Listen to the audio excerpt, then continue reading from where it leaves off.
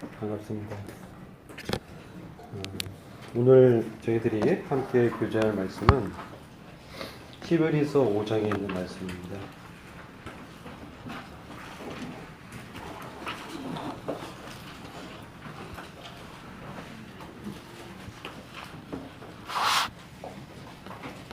이 말씀의 주제는 의의 말씀을 경험하는 신앙에 관한 주제를 갖고 교제하도록 하겠습니다.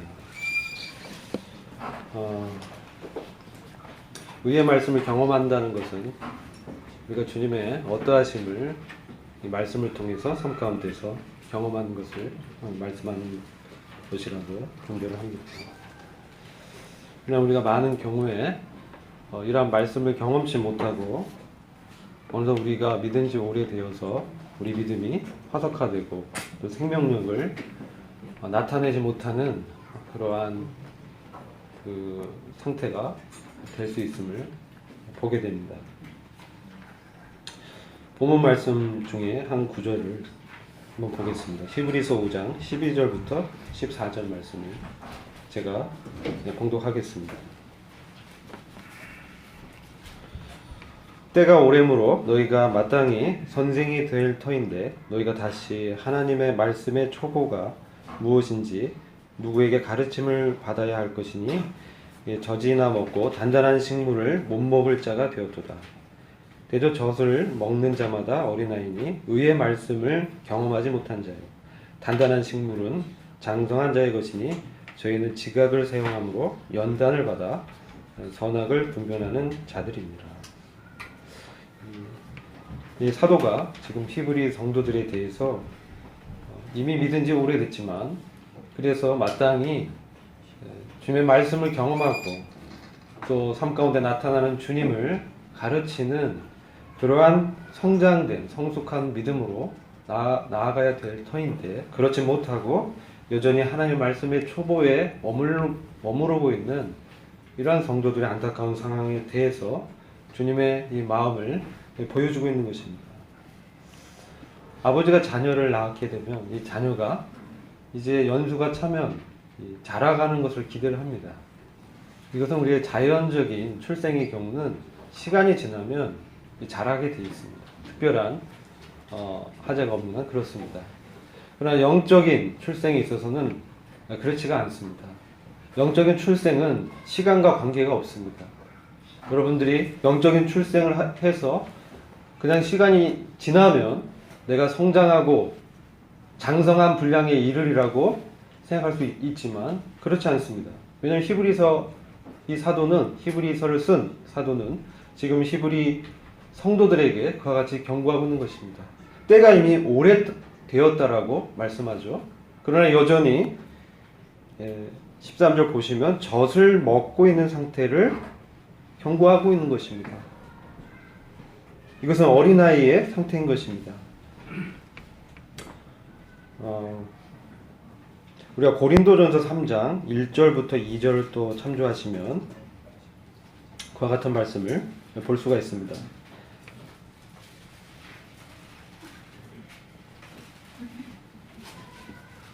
형제들아, 내가 신령한 자들을 대함과 같이 너희에게 말할 수 없어서 육신에 속한 자, 곧 그리스도 안에서 어린아이들을 대함과 같이 하노라. 내가 너희를 젖으로 먹이고 밥으로 아니하였노니 이는 너희가 감당치 못하였음이거니와 지금도 못하리라. 자, 바울은 고린도 교회 성도들에 대해서도 비슷한 말씀을 하고 있습니다. 육신에 속한 자라고 말씀하고 있죠. 육신에 속했다라는 것은 육신의 옛 본성에 따라서 사는 것을 말씀하는 것입니다. 우리가 그리스도 안에 들어간 이후에도 우리가 주님을 주로 고백한다 할지라도 우리 삶 가운데는 이러한 육신에 속한 이 삶이 나타날 수가 있는 것입니다. 그래서 이 부분은 매우 중요한 영적인 시사점이 있습니다. 그럼 이 젖과 같은 말씀은 무엇인가? 이것은 하나님의 말씀의 초보라고 말씀하고 있습니다. 이 말씀을 이해하기 위해선 6장 1절과 2절을 참조를 해야 됩니다. 히브리서 6장 1절과 2절이 연이어서 사도가 말씀을 증거하고 있습니다. 그러므로 우리가 그리스도의 도의 초보를 버리고 죽은 행실을 회개함과 하나님께 대한 신앙과 침례들과 안수와 죽은 자의 부활과 영원한 심판에 관한 교훈의 터를 다시 닦지 말고 완전한 데 나아갈지니라. 이 말씀에서 그리스도의 도의 초보라고 분명히 말씀을 한 이후에 그렇다면 그리스도의 도의 초보는 어떤 것인지를 사도는 설명을 하고 있는 것입니다. 죽은 행실을 회개하고 하나님께 대한 신앙은 복음의 기본 진리입니다. 우리는 이 말씀을 대하면서 다시 한번 히브리서 수신자에 대하여 사도가 거룩한 형제들이요, 이렇게 3장에서 그들을 호칭하는 것을 기억해야 됩니다. 그리고 이 히브리서 성도들에 대해서 우리와 같다, 즉 동일시하고 있습니다. 이 히브리서는 기본적으로 구원받은 성도를 대상하고 있는 것입니다. 근데 그리스도의 도의 초보에 머물고 있는 그러한 영적인 미숙함을 지금 사도는 경고하고 있는 것입니다. 그리고 침례들과 안수, 이것은 우리가 사도행전에서 많이 볼 수가 있습니다. 요한의 침례만 너희가 아느냐? 너희가 밀 때 성령을 받지 아니하느냐? 성령의 침례는 받지 않았느냐? 그런 부분이죠. 안수는 무엇입니까? 사도 바울이 디모데서에서 디모데를 안수할 때 그의 은사가 부릴 때 일으킬 것을 말씀하지 않았습니까? 사도행전을 통해서 이 말씀은 여러 군데에서 우리가 발견할 수 있는 것입니다. 또한 죽은 자의 부활과 영원한 심판, 이것은 사도행전에서 바울이 매우 자주 인용한 복음의 핵심 주제인 것입니다. 죽은 자의 부활 때문에 내가 갇혔다, 내가 이와 같이 잡혀있다, 이렇게 바울이 여러 번 얘기합니다. 그렇기 때문에 이 말씀을 단순히 유대계 교리라고 볼 수가 없는 것입니다. 왜냐하면 그리스도의 도의 초보를 버리라고 말씀하고 있기 때문에 그렇습니다. 그래서 우리는 그리고 2절을 보시면 이러한 교훈의 터를 다시 닦지 말고 완전한 데 나아갈지니라. 이 터는 매우 중요합니다. 복음의 기본 진리, 죽은 행실을 회개함, 율법의 그러한 행위로 구원받을 수 없기 때문에 그런 행실은 죽은 행위죠. 그것을 회개하고 돌이켜서 하나님께 대한 믿음을 갖는 것은 매우 중요한 우리의 터인 것입니다. 우리가 주님과 함께 연합되었다, 침례가 그런 의미 아닙니까? 매우 중요한 이 터인 것입니다. 그리고 장래에 어떤 일이 일어날지, 이런 주님의 심판과 또 죽은 자의 부활은 너무나 중요한 기본 진리를 말씀하고 있습니다. 이 터를 기초 삼아서 닦지 말고라는 것은 이것을 무시하라는 그런 말씀이 아니라 이 터를 기초 삼아서 다시 이 기초에 머물지 말고 이제 완전한 데에 나아갈 것을 말씀하는 것입니다. 이 완전한 것은 이 장성한 분량의 믿음을 말씀하는 것입니다. 그리스도의 인격의 장성한 분량이 그의 삶을 통해서 나타나는 것을 말씀하는 것입니다.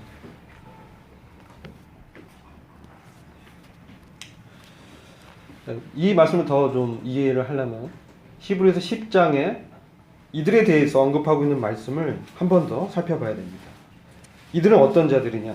히브리서 10장 32절 보면, 히브리서 10장 32절을 제가 읽겠습니다. 그러나 너희가 빛을 받은 뒤에 고난의 큰 싸움을 견디어냈던 이전의 날들을 회상해봐라.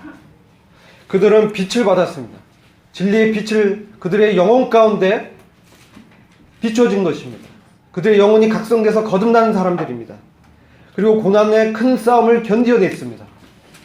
그러나 이제 그것이 이전의 날들로, 이제 기억해야 될 일들로 몰락하고 만 것입니다. 그들의 현재의 상태가 중요한 것입니다. 우리가 과거에 어떠했다, 이것은 그닥 그렇게 중요하지 않습니다. 과거에 아름다운 추억이 있지만 지금 사도는 이제 도의 초보를 떠나서 그리스도의 장성한 분량에 이를 것을 권면하고 있는 것입니다. 이들은 이 생활의 어려움과 그들의 삶 가운데 이 닥치는 고난의 이 환경들, 또 주변 사람들의 그런 시선과 그 외면한 가운데 지냈던 것입니다. 그리고 유대교에서 축출을 당한 그들의 삶의 근거를 잃어버려서 이제 참으로 살아가기도 어려운 상황에 오랫동안 놓여 있었던 것입니다. 그런 상황에서 그것은 다시 그들이 믿었던 주님을 이제 심지어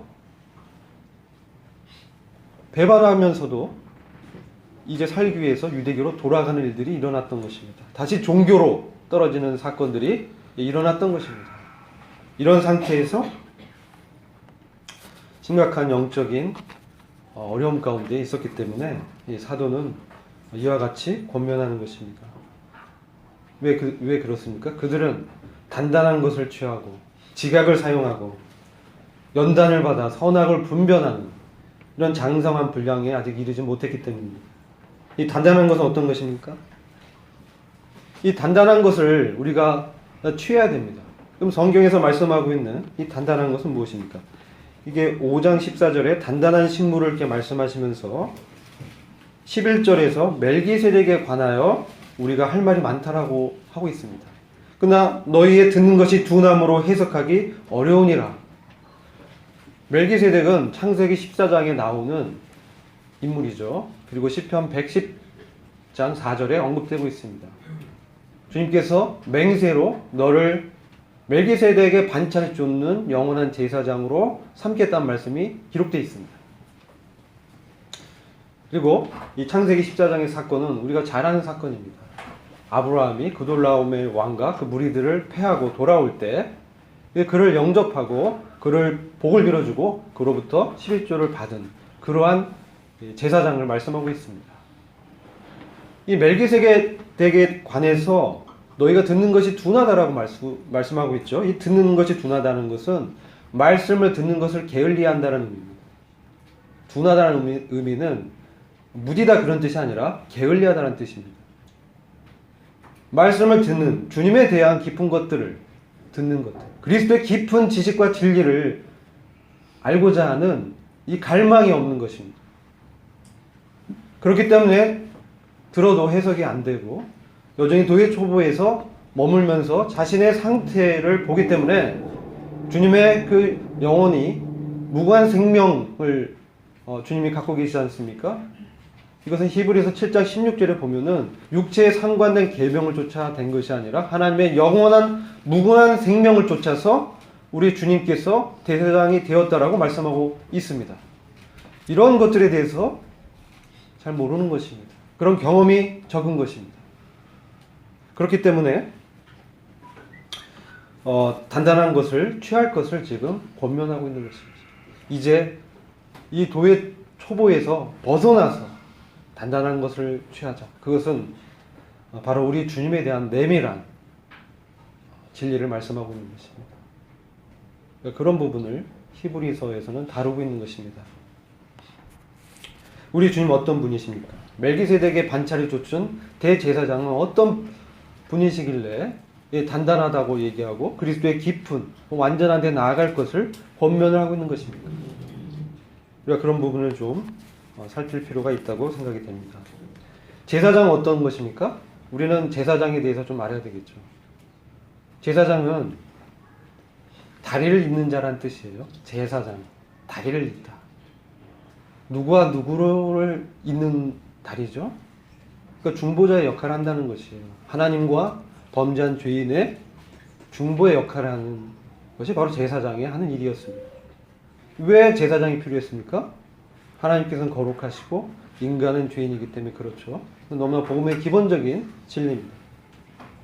자, 그런데 이것은 이 레위의 반차를 쫓은 이 땅에서의 제사장직을 말씀하는 것입니다. 지금 우리가 더 깊이 알아야 될 것은 멜기세덱의 반차를 쫓은 하늘의 대제사장에 대한 것입니다. 그래서 우리는 성경에서 그렇다면 이 대제사장은 어떤 분인지를 살펴봐야 되는 것입니다.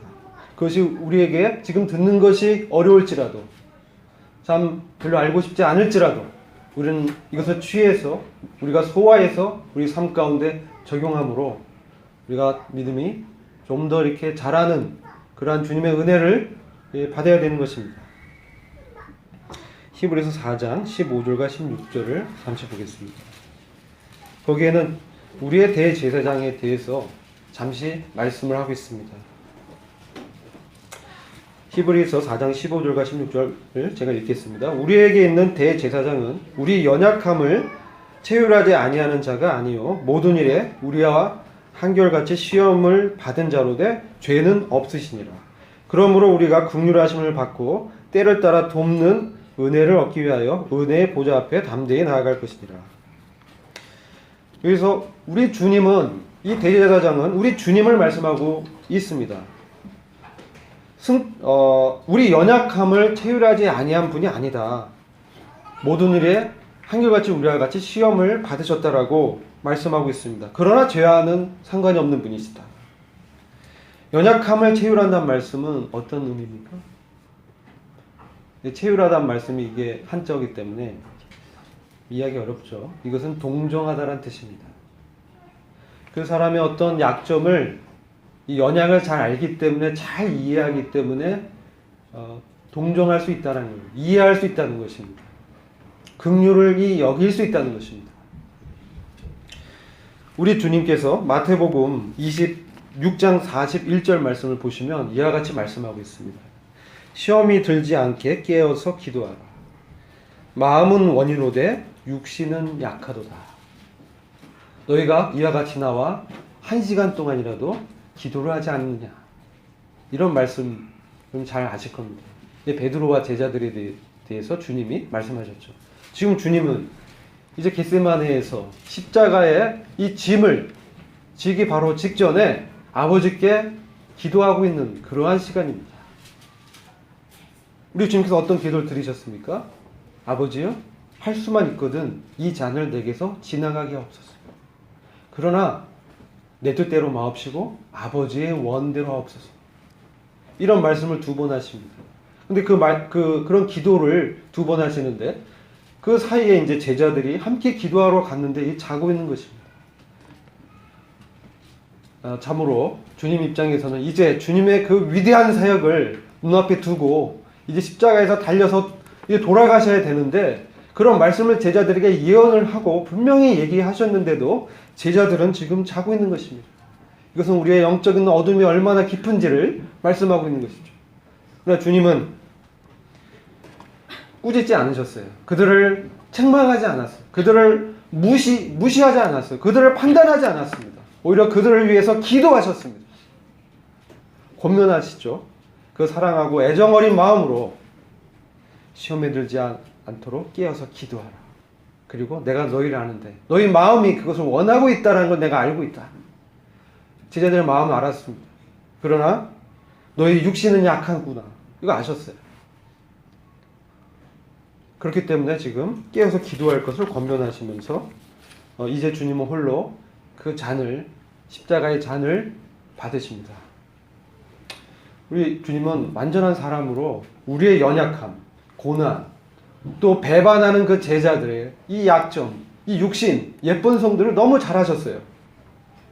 주님이 기도할 때 얼마나 큰 고민 가운데 있으셨습니까? 이 마태복음 26장의 전후를 살펴보면 내가 네 마음이 공고하고 고민해서 심지어 죽을 지경이 되었다. 이제 기도하자. 이렇게 말씀하셨거든요. 주님의 마음이 그렇다는 것입니다. 또한 다른 이 성경에서는 주님께서 이제 나사로의 그 부활을 말씀하셨지만 그들이 믿지 않았습니다. 그들에 대해서 주님은 민망히 여기셨습니다. 우리 주님은 베드로의 그 배반을 분명히 아셨지만 주님은 담대히 그를 위해서 기도하셨습니다. 사단이 너를 밀가부 청구하지만 너는 돌이킨 후에 너희 형제들을 도와라. 그렇게 하면서 기도하셨습니다. 죄의 유혹을 너무나 잘 아셨던 분이십니다. 이 세상의 자랑, 육체의 정욕, 너무나 잘 아셨습니다. 주님이 40일 동안 굶주렸지만 너가 정말 하나님의 아들이거든 이 돌을 떡으로 만들어봐라. 주님 그렇게 못하실 수 있는 분이 아니죠. 하실 수 있지만 하지 않으셨어요. 하나님의 아들, 온전한 사람으로 주님이 시험을 이기시기 위해서 그러셨던 것입니다. 우리의 약함을 너무나 다 경험하셔서 우리를 이해하시고 동정하실 수 있는 거예요. 주님은 어린아이 시절부터 이제 학생 시절, 청년 시절, 이제 성인의 시기까지 이 죄가 어떤 것인지를 너무나 잘 보셨어요. 그래서 그 죄의 압박감, 그것이 얼마나 무거운 짐인지, 그리고 그것이 하나님과 얼마나 거리를 멀게 하는지 주님은 그 고통을 너무나 잘 아셨습니다. 그래서 주님께서 십자가에서 뭐라고 외치셨습니까? 엘리 엘리 라마 사박다니, 나의 하나님 나의 하나님 어찌 나를 버리시나이까. 이 죄의 압박감에서 하나님으로부터 진노를 당하시는 그 주님의 이 마음을 잘 보여주고 있지 않습니까? 이런 주님을 이제 우리가 기억해야 됩니다. 그런데 이 주님은 우리의 그러한 연약을 다 이해하고 동정하시는 분이라는 거예요. 그분께서 우리를 위해서 중보하시는 그런 분이라는 것입니다. 우리 주님께서는 이제 우리가 이제 살펴보겠지만 어떠한 이 중보의 일을 하셨는지를 조금 더 살펴보기 원합니다. 우리 주님께서는 히브리서 2장 17절에서는 이렇게 또 말씀합니다. 참으로 자비하시고 충성된 대제사장이다. 이렇게 말씀하시고,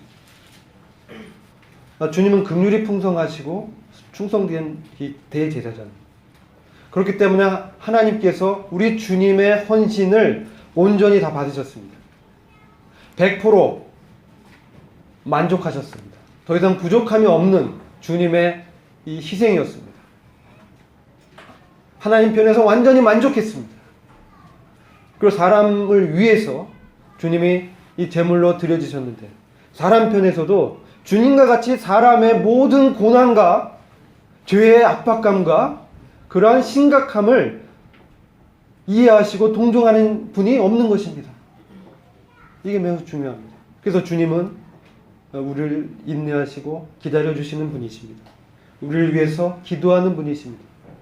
그 영원한 무궁한 생명의 능력으로 우리를 하나님의 그 깊은 곳까지 인도하셔서 아버지 하나님과 깊은 친교의 관계 속으로 들어가게 하시는 분이십니다.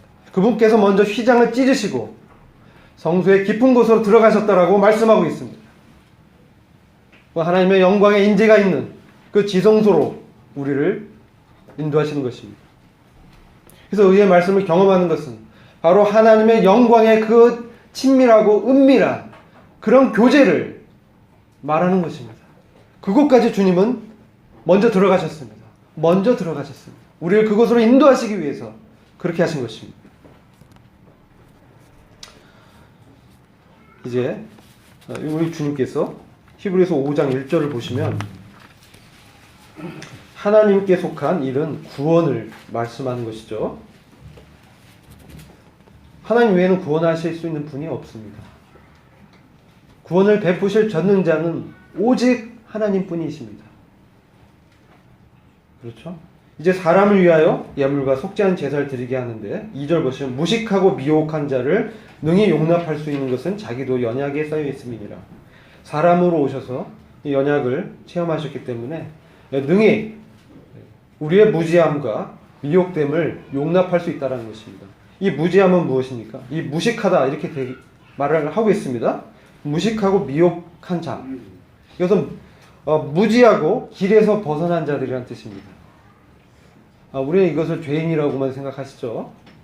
무지하다, 알지 못한다. 그리고 길에서 벗어난 자, 허물과 죄로 죽었던 너희를 살리셨도다. 그러나 우리는 히브리서가 기본적으로 성도를 대상으로 하고 있다는 것을 기억합니다. 왜냐하면 3절에 백성을 위해서 제사를 드린다고 말씀하고 있는 것입니다. 이것은 백성의 연약이 있다는 것입니다. 무식하고 미혹되는 연약이 있다는 것입니다. 여러분들 이 세상 사람들이 무지하고 미혹됐다고 생각하기 쉽습니다. 그러나 가장 무지하고 그릇된 길을 가는 사람이 누구입니까? 로마서 10장에 이와 같이 말씀하고 있죠. 로마서 10장 1절부터 5절 읽어보면 사도 바울이 하나님께 열심히 있었습니다. 열심히 있었는데 하나님의 지식을 쫓는 것이 아니라 자기 의의를 세우는 그런 율법에 빠져 있던 것을 보게 됩니다. 그래서 어떻게 했습니까? 스데반을 죽이는데 동참하죠. 무지한 것입니다. 하나님의 길에 대해서 모르는 것입니다. 미혹되어 있는 것입니다. 그릇된 길을 가고 있는 것입니다. 백성들이 그럴 수 있다는 것이죠. 우리는 전장에서 큰 구원을 소홀히 여기는 이 성도들의 그 연약을 우리가 히브리서 2장에서 살펴볼 수 있고요. 히브리서 4장에서는 자기 일을 내려놓지 않고 안식 가운데 들어가는 초청을 거절하면서 불순종하는 것을 보게 됩니다. 그건 부분적인 순종입니다. 그건 주님이 불순종으로 보실 수 있습니다. 이러한 육신적인 이 상태에 이제 정말 하나님의 뜻에 대해서 무지할 수도 있고 또 갈 수도 있는 것입니다. 이런 백성들을 위해서 속죄제를 드린다라고 말씀하고 있는 것입니다. 그래서 이 부분이 그릇된 종교의 길에 빠져서 우리가 구원받을 때는 성령으로 시작하지만 육체로 마치는 그런 너무나 안타까운 상황에 대해서 이 연약에 대해서 우리는 봐야 되는 것입니다. 이런 자들을 능히 용납할 수 있다. 주님 그렇게 말씀하십니다. 정죄하는 것이라 용납하시는 거예요. 왜 제자들의 그 연약과 악함을 주님이 받으셨잖아요. 베드로가 주님의 그 십자가의 사역을 그러게 하지 마옵소서 주님. 그런 일은 주님께 일어날 일이 아닙니다. 그러니까 주님이 뭐라고 하셨습니까? 사단아 내 뒤로 물러가라. 베드로한테 그렇게 얘기했겠습니까? 베드로 안에서 그와 같이 말을 하게 하는 사단을 정죄한 것입니다. 너가 하나님의 일을 구하지 않고 사람의 일을 생각하는구나. 주님 정확히 알고 계셨습니다. 히브리서 2장 14절부터 또 18절 말씀 보면 주님의 이 대제사장직이 얼마나 위대하신가를 또한 말씀하고 있습니다. 왜 주님은 이와 같이 혈육의 사람의 몸을 입으셨을까요? 14절, 15절 제가 읽겠습니다. 히브리서 2장 14절, 15절입니다.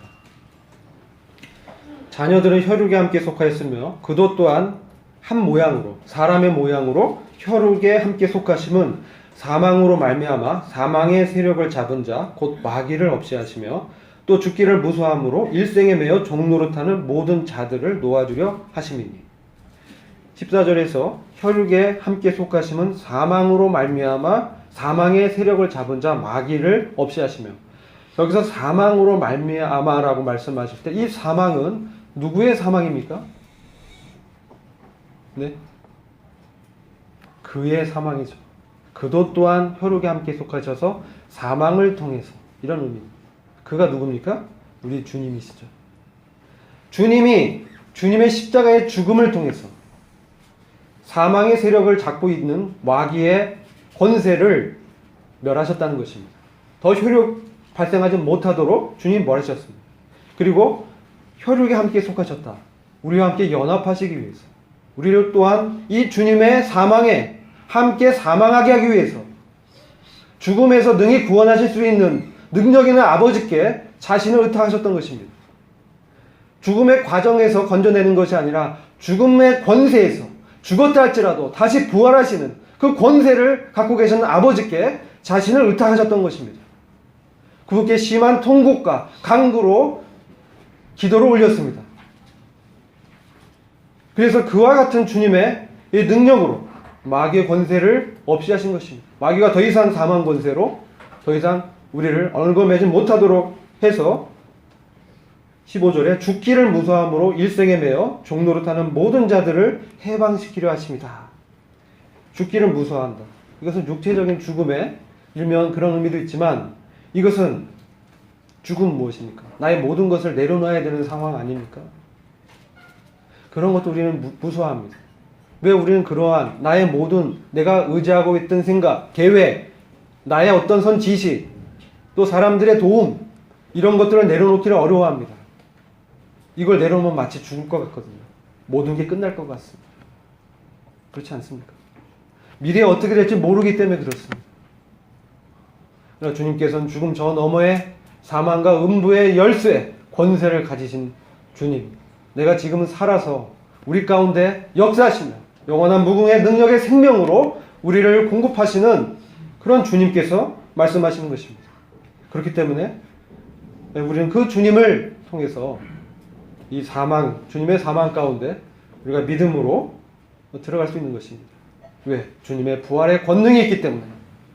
그래서 죽기를 무서워하는 이것에서 정말 주님과 함께 사망했다라는 이 진리를 붙음으로 이제 일생에 매여 종로로 타는 이런 상태에서 해방되어야 되는 것입니다. 이렇게 하시기 위해서 주님이 이 혈육에 속하셨다 말씀하는 것입니다.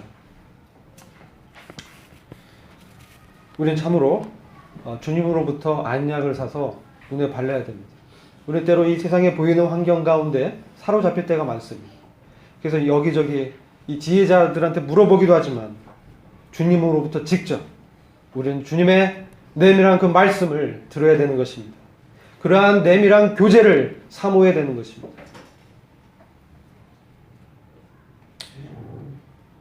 이 18절 보시면 시험을 받아 고난을 당하셨은즉 시험 받는 자들을 능히 도우시느니라.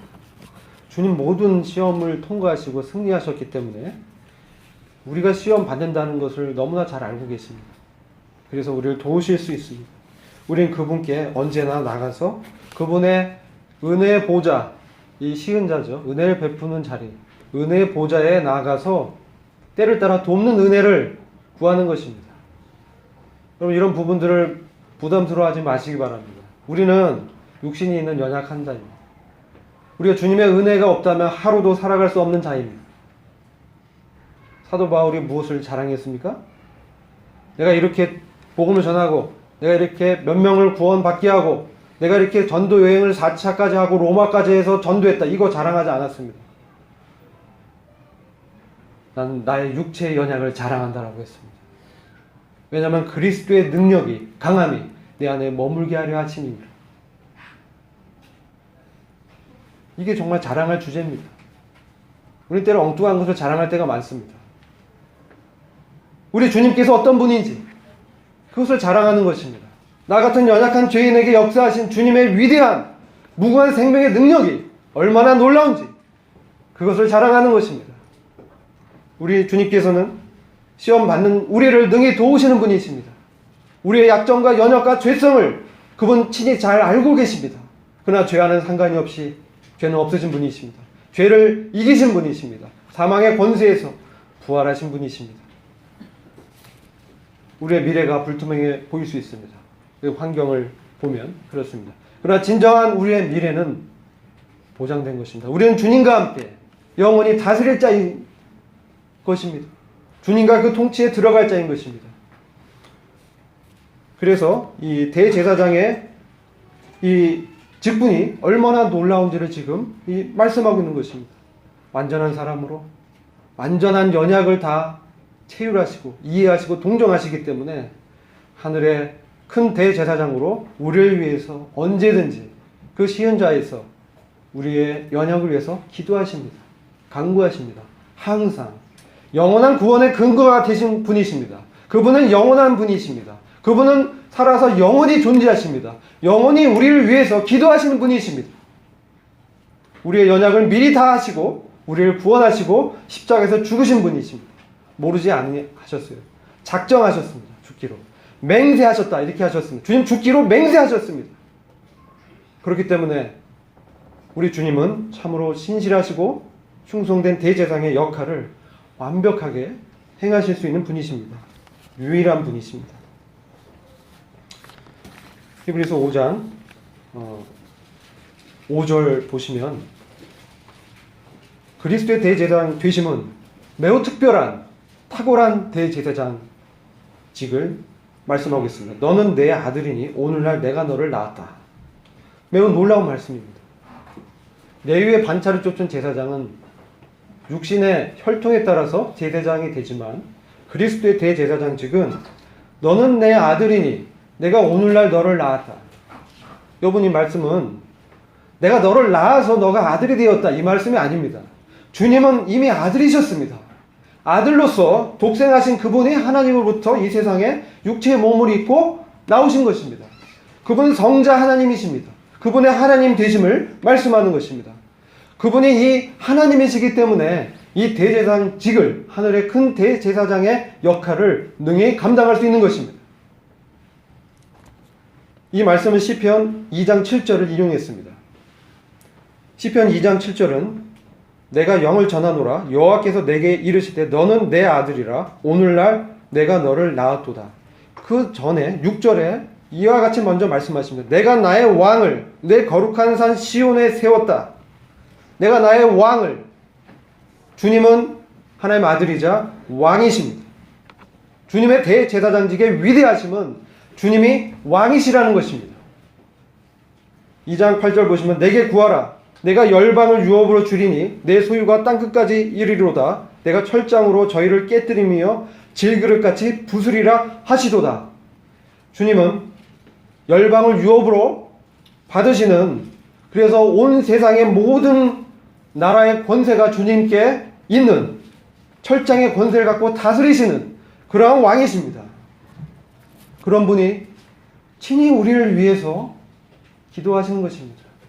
간구하시는 것입니다. 보통의 왕이면 이러겠습니까? 전혀 이런 것을 잘 알지 못합니다. 우리가 옛날에 조선시대 이런 일을 보면 왕이 이제 백성들의 상황을 알기 위해서 암행어사도 보내기도 하고 자신이 평빈으로 가장해서 나가는 그런 것도 나오지 않습니까? 그러나 주님은 자신이 왕이시지만 평민이 되신 것입니다. 이런 일은 없는 것입니다. 너무나 그 사정을 잘 하시는 것이죠.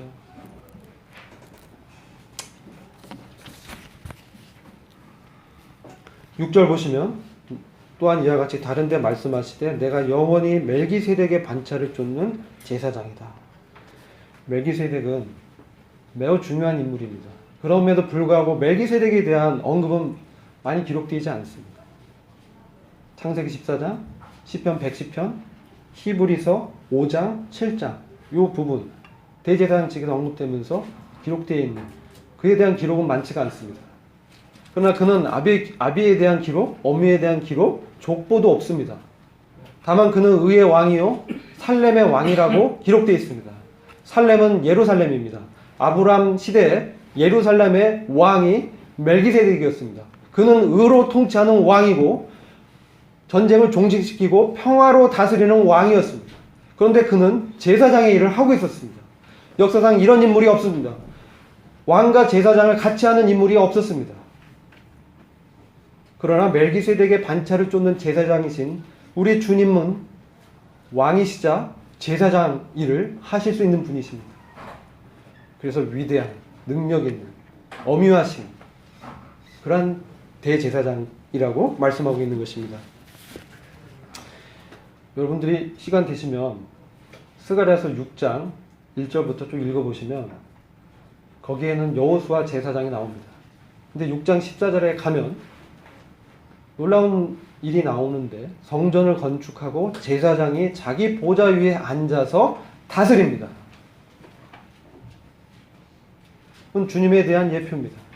주님께서 하늘의 큰 대제사장으로 우리 안에 성령을 통해서 말씀하시면서 의로 통치하시고 평강의 왕으로 우리 안에 다스리시면서 장차 이 세상을 주님의 나라로 완전히 복종시키실 그때에 예루살렘의 그분의 보좌에 앉아서 다스릴 것을 말씀하고 있는 것입니다.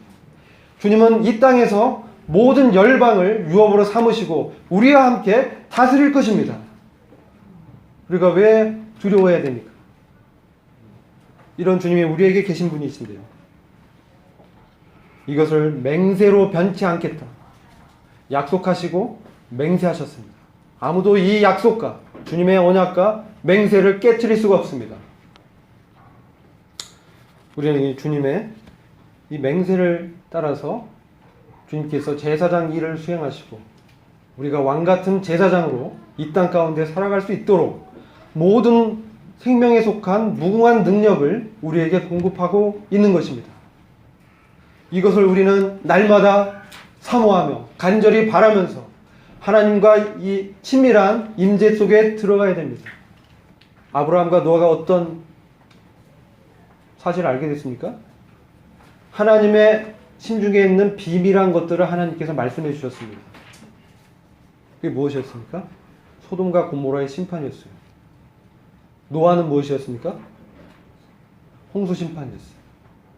에녹도 그가 유다서에 보면 장차 주님이 거룩한 성도로 재림하셔서 이 세상을 심판하실 것이라고 예언했다고, 선지자 일을 했다고 기록되어 있습니다.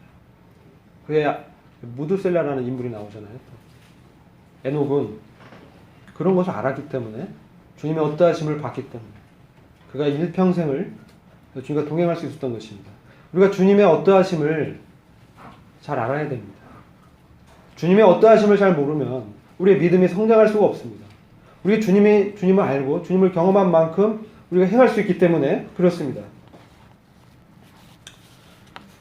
그래서 주님께서는 이 멜기세덱의 반차를 통해서 우리에게 의의 왕이요 평강의 왕으로 우리를 다스리는 분이십니다.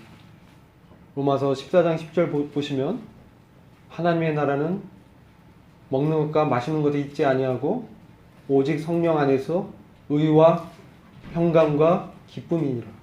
의와 평강과 기쁨이니라. 의의 왕이고 평강의 왕이죠.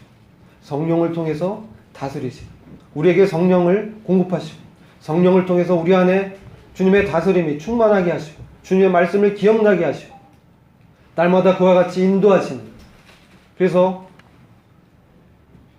지성소에 있는 하나님과 깊은 교제 가운데 들어가게 하시는 그분은 우리를 날마다 우리 가운데 역사하신 분이십니다.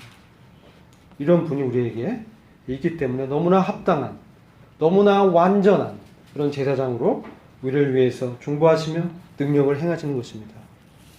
그런데 이 놀라운 분이 육체 가운데 계실 때에 어떠하셨습니까? 그분은 완전한 대제사장이자 완전한 제물로 자신을 드리신 것입니다.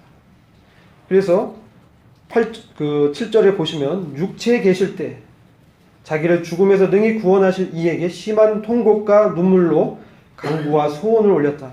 우리 주님께서 그 인생의 전 기간 동안에 자신을 들이셨습니다. 그것을 말씀하시죠. 육체에 계실 때, 십자가에서 뿐만 아니라 육체에 계실 때, 전 인생의 기간 동안에 자기를 죽음에서 능히 구원하실 이에게 이와 같이 간구하셨다는 것이죠. 특별히 십자가에서 더 간구하셨죠. 그런데 실제로 이 기도는 겟세마네에서 드리셨습니다. 할 수만 있거든 이 잔을 내게서 지나가게 하옵소서. 그러나 아버지 내 뜻대로 하지 마옵시고 아버지의 원대로 하옵소서. 이미 여기서 주님은 이기셨습니다. 여기서 이기셨습니다. 기도로 이기셨죠. 주님의 아버지의 능력을 기도로 받으신 것입니다. 그래서 우리는 깨어서 주님과 같이 이와 같이 기도를 해야 됩니다. 우리는 이 기도의 이 효력에 대해서 저도 그렇고 잘 모르는 것 같습니다. 그러나 죽음에서 능히 구원하실 이에게 우리는 통곡과 간구로 기도를 올리신 이 주님을 기억해야 됩니다. 주님조차도 이와 같이 죽음에서 능히 구원하실, 죽음의 권세를 이기시고 부활시키실 능력이 있으신 아버지께 이 기도하셨는데 우리는 마땅히 날마다 주님께 기도해야 되는 거 아닙니까? 주님은 이와 같이 슬픔을 아셨습니다. 질고 가운데 계셨어요. 우리의 슬픔을 그래서 잘 아십니다. 기쁨보다 우리가 슬픈 경우가 더 많은 것 같아요. 인생이 그렇지 않습니까? 인생은 고난의 연속입니다. 나의 죄성을 볼수록 좌절하고 이 세상에 돌아가는 걸 볼수록 더 좌절하고 또 내 안에 이 죄악의 덩어리를 보면서 더 깊은 좌절하게 되죠. 그러나 주님께서 그런 자를 받으셨다는 거잖아요. 그분의 그 위대한 능력이 우리한테 역사하고 있지 않습니까? 그러면서 우리한테 말씀해 주십니다. 살리는 것은 영이니 육은 무익하니라. 내가 너에게 이른 말이 영이요 생명이니라. 내가 너에게 이른 말이 영이요 생명이니라. 주님과 같이 날마다 영이요 생명인 말씀을 날마다 공급하십니다. 그래서 이것을 우리가 받아야 되는 것입니다. 이거 없이 어떻게 우리가 이 땅 가운데 우리의 육신과의 전쟁 가운데 옛본성과의 전투 가운데 주님의 승리를 붙들 수 있겠습니까? 우리 항상 무지하고 미혹되어서 자기의 열심을 붙들고 나가는 경우가 많습니다. 자기가 열심히 하면, 내가 이런 사람에게 구하면, 또 내가 이렇게 하면 어떻게 되겠지? 인간의 지혜를 구합니다. 그러나 먼저 주님께 엎드려야 됩니다. 저는 할 수 없습니다. 주님께서 하셔야 됩니다. 저는 다만 제 몸을 드릴 뿐입니다. 주님께서 이루어 주십니다. 이와 같이 기도를 해야 되는 것입니다. 제가 직장생활 중에 저희 상사와 갈등이 해서 상사가 자기의 권위죠, 권세, 그걸 통해서 이제 이 부하 직원들을 압박하고 할 때가 있습니다. 사람은 죄성이 있는데 인간의 상사의 죄성도 있죠. 물론 우리 그 부하도 죄성이 있습니다. 근데 그 관계에서 압박하고 두렵게 하고 이렇게 했을 때 두려움이 찾아온 경우가 있었습니다. 그래서 제가 기도했습니다. 주님, 제가 이 사람을 두려워해야 되는가요? 누구를 두려워해야 됩니까? 그 기도를 했습니다. 주님께서 정말 다스리는 자시고 권세 있는 분이신데 제가 사람을 두려워해야 되겠습니까?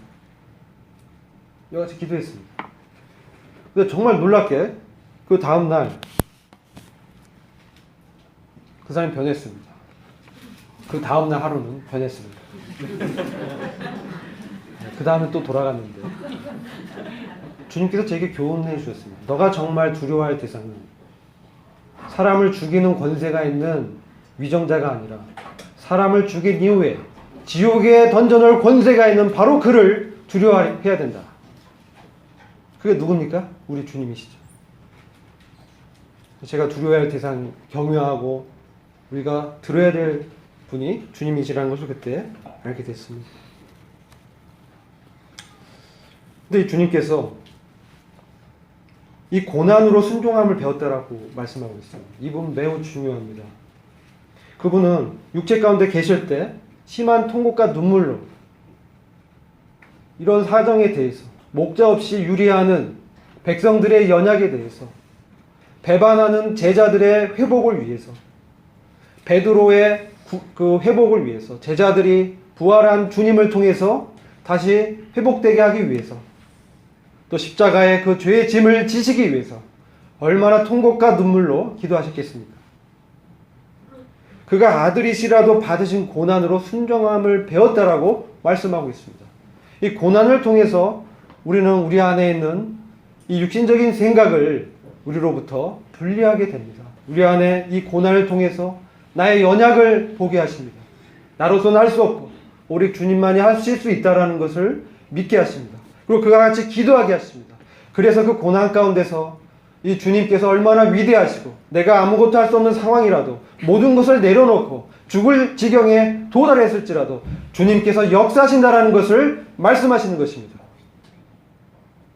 주님께서 전능자시고 구원을 베푸신 분이시기 때문에 그 사정이 나와 꼭 유리하게 될지 않을지라도 그것은 영혼의 관점에서 가장 적합하고 가장 합당하게 주님이 그렇게 허용하신 것입니다.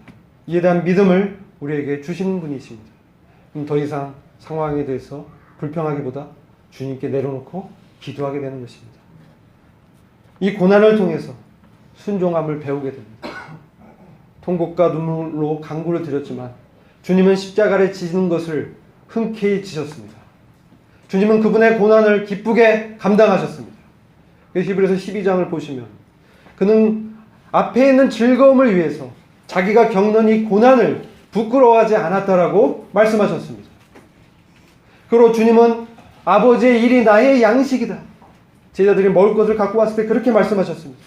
아버지의 일이 나의 양식이다. 얼마나 놀라운 말씀입니다. 우리 아버지의 일이 우리에게 부담일 때가 많지 않습니까? 근데 아버지의 일이 나의 양식인 주님께서 다 이루셨다는 거죠. 그리고 시편 40장 8절 보시면 나의 하나님이여 내가 주의 뜻을 행하기를 즐기오니 이렇게 말씀합니다. 즐거워하는 것입니다. 여러분 이 하나님의 일은 즐거워야 돼요. 이게 부담되고 너무 힘들고 너무 힘들어 이러면 못합니다. 억지로 하면 너무 힘들어요. 주님께서 그분의 무궁한 생명의 능력으로 내 안에서 그것을 할 수 있는 그런 능력을 주십니다. 그 주님께 엎드려서 기도하는 것입니다. 그랬을 때 우리는 주님께서 이 고난을 경험하셨습니다. 순종을 배우셨습니다. 사도 바울이 주님의 고난을 경험하기 위해서, 주님을 더 알기 위해서 그가 고난에 동참하기를 그렇게 원했다라고 말씀하고 있지 않습니까? 빌립보서 3장에서 그렇게 말씀하고 있습니다. 그분의 부활의 권능을 알기 위해서 고난 가운데 동참하기를 기꺼이 했다는 것입니다. 주님은 이와 같이 억지로나 누가 시켜서 한 것이 아니라 그분의 자발적인 그분의 사랑 때문에 이와 같이 하셨습니다. 아버지에 대한 사랑 때문에 이와 같이 온전히 아버지께 드려지셨습니다. 이와 같이 주님과 같이 완전하고 흠이 없는 재물이 없는 것입니다. 완전하고 흠이 없는, 이것은 주님의 이 헌신이 얼마나 뛰어나고 탁월한가를 보여주는 것입니다. 주님이 그와 같이 드려지셨기 때문에 우리는 그분 안에서 행할 수가 있는 것입니다. 이와 같은 주님의 사랑을 기억할 때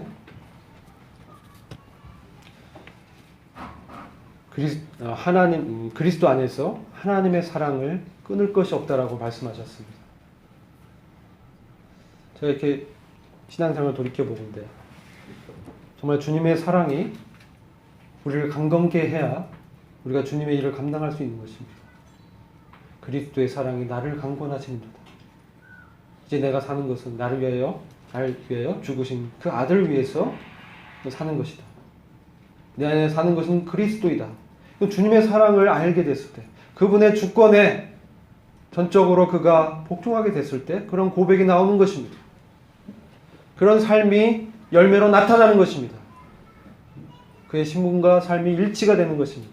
이렇게 됐을 때 그는 정말 교회 생활과 외부 바깥의 생활이 하나가 되는 것입니다. 왜 우리의 삶이 이중적이 됩니까? 우리 주님의 사랑을 잘 모르는 것 같습니다. 우리가 주님의 사랑을 깊이 한다면, 그분을 위해서 고난을 당하는 것을 기쁘게 여긴다면, 어느 순간 상황에서도 주님을 찾는다면 그 가운데 주님의 역사를 우리는 경험할 수 있을 것입니다. 이것이 바로 의의 말씀을 경험하신 주님이 앞서가신 길입니다. 주님께서 이미 먼저 가셔서 휘장을 찢으시고 깊이 들어가셨습니다. 우리도 갈 수 있는 것입니다. 그분을 따라서. 그분의 멍에는 쉽고 가볍다고 말씀하셨습니다. 우리가 그분 안에서 이러한 주님의 무궁한 생명의 능력을 경험하면서 단단한 것을 취하고 그리스도의 장성한 분량에까지 이르기를 간절히 원합니다. 기도하겠습니다. 주님, 주님의 놀라운 생명의 무궁한 능력을 의지하여 기도를 드립니다. 지금 저희가 이 세상 가운데 참 무지하고 미혹할 때가 많지만 주님께서 말씀을 통해서 주님의 의의 말씀을 경험케 하시고 은혜가 저희들의 삶을 지배하며 주님의 사랑에 강권받아 주님을 섬기며 몸된 교회를 섬기는 놀라운 믿음의 진보가 저희 가운데 나타나게 되기를 간절히 기도합니다. 살아계시고 존귀하시며 우리 가운데 역사하시는 우리 주 예수 그리스도의 존귀하신 이름으로 기도드렸습니다. 아멘.